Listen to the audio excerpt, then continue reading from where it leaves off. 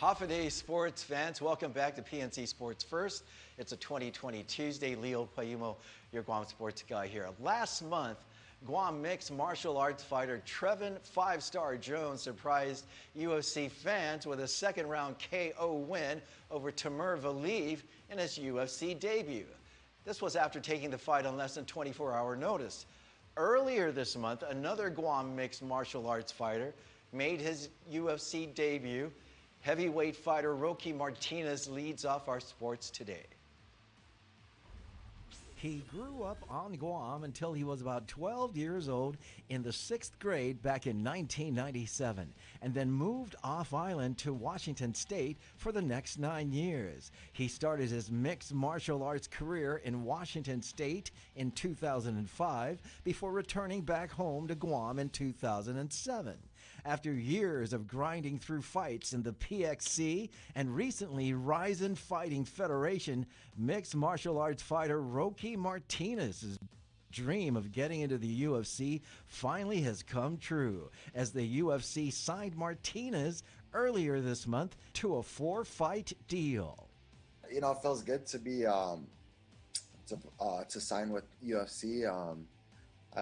I signed a 4-fight deal with them, so man, it's definitely a good opportunity for me to show, like, you know, I belong with the best there. I mean, despite my last fight, man, I'm ready to get back onto training and try and get a win back on the next one.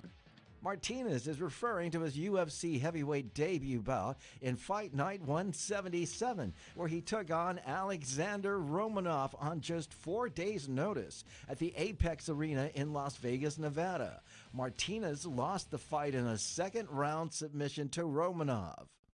It went to the ground faster than I expected. I knew he was a wrestler, and he'd, you know, he has a really good ground game. I thought I could keep it standing and beat him on the feet, but I guess I was a little surprised at how fast he went for the takedown, and I guess that was the only thing I wasn't expecting.